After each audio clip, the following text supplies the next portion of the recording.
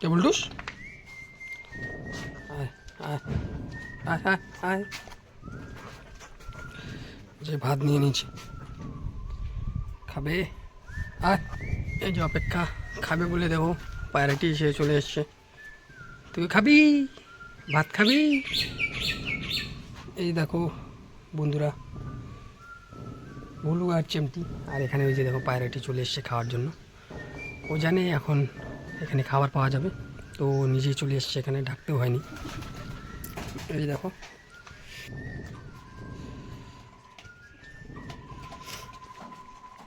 তো ভুলু আর চেমটিকে খেতে দিলাম আয় আয় আয় আয় আয় আয় আয় আয় আয় আয় আয় আয় আয়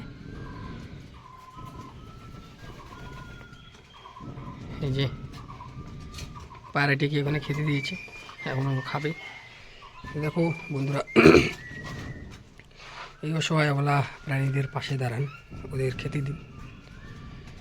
আমি তো প্রতিদিন ওদের এভাবেই খেতে দিই সামর্থ্য অনুযায়ী যতটুকু পারি ওদের জন্য করছি এই দেখো পশু পাখি সবারই খিদা পায় তো সবাই চেষ্টা করবেন একটু ওদের খাওয়ানোর কারণ ওদের শুধু খাওয়াটাই মেন উদ্দেশ্য ওরা শুধু খাবার খুঁজে বেড়ায় তো যতটুকু পারেন ওদের হেল্প করুন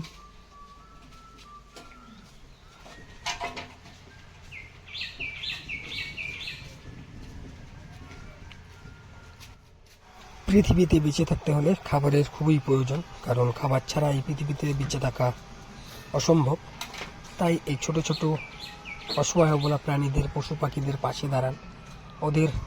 সামর্থ্য অনুযায়ী খেতে দিন একটা পাখি অল্প খায় তো বন্ধুরা ভিডিওটি